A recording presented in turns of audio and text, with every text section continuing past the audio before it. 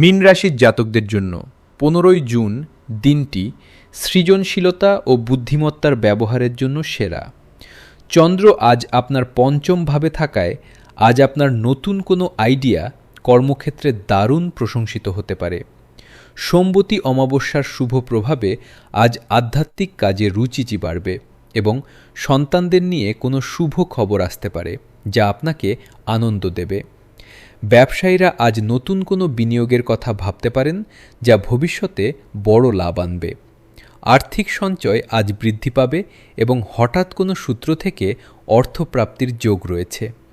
পারিবারিক জীবনে আজ খুশির আমেজ থাকবে এবং জীবনসঙ্গীর সাথে দারুণ সময় কাটানোর সুযোগ পাবেন।